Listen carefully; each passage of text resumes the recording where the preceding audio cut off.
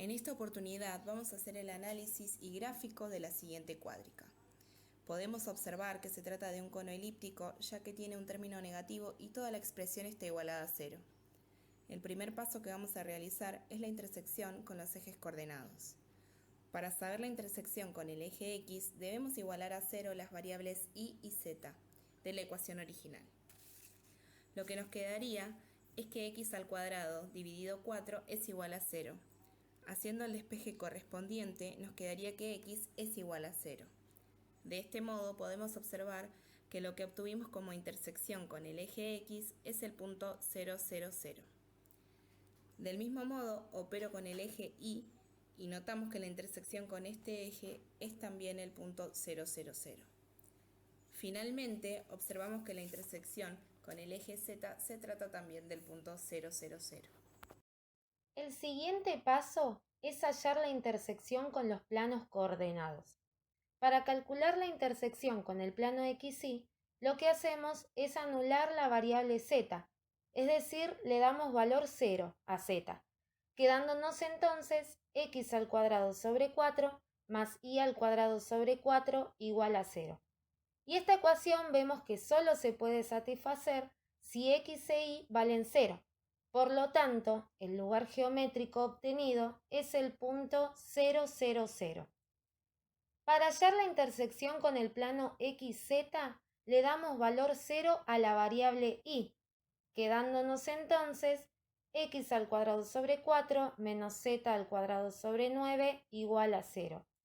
Esto es una diferencia de cuadrados, que resolviéndola nos queda así.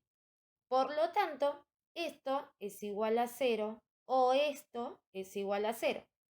Y esto corresponde a las ecuaciones segmentarias de dos rectas secantes entre sí. Por último, hallamos la intersección con el plano IZ dando valor 0 a la variable x, quedándonos y al cuadrado sobre 4 menos z al cuadrado sobre 9 igual a 0. Y vemos que se trata de otra diferencia de cuadrados que resolviéndola nos queda así. Y por lo tanto decimos que esto es igual a 0 o que esto es igual a 0. Y estas son las ecuaciones segmentarias de dos rectas secantes entre sí. Ahora pasaremos a realizar el análisis de las secciones con planos paralelos a los ejes coordenados. Primero, vamos a analizar el corte paralelo al plano XY tomando a z como una constante k, donde k es un número perteneciente a los reales, quedándonos x al cuadrado sobre 4 más y al cuadrado sobre 4 menos k al cuadrado sobre 9 igual a 0. Pasamos el término de k al otro miembro y nos queda que x al cuadrado sobre 4 más y al cuadrado sobre 4 es igual a k al cuadrado sobre 9. Las posibilidades para k son dos. Si k es igual a 0, la única manera de que satisfaga la ecuación igualada a 0 es que x e y también sean 0. Por lo tanto, el lugar geométrico que obtenemos para k igual a 0 es un punto. Y si k es distinto de 0, ya sea un número positivo o negativo, al estar k elevado al cuadrado, obtendremos un número positivo. Por tanto, el lugar geométrico que hallamos corresponde a una circunferencia. Ahora analizamos el corte paralelo al plano XZ tomando a y como una constante k, donde k pertenece a los números reales, quedándonos x al cuadrado sobre 4 más k al cuadrado sobre 4 menos z al cuadrado sobre 9 igual a 0. El término que corresponde acá lo pasamos al otro miembro y nos queda que x al cuadrado sobre 4 menos z al cuadrado sobre 9 es igual a menos k al cuadrado sobre 4. Por una razón de hacer más sencillo el análisis, vamos a multiplicar por menos 1 miembro a miembro para que nos quede el k positivo. Y lo que nos queda es menos x al cuadrado sobre 4 más z al cuadrado sobre 9 igual a k al cuadrado sobre 4.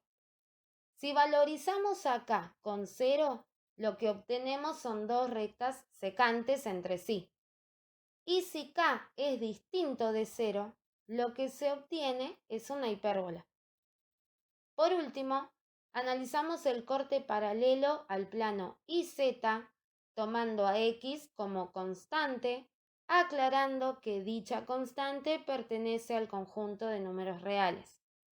Quedándonos entonces k al cuadrado sobre 4 más i al cuadrado sobre 4 menos z al cuadrado sobre 9 igual a 0.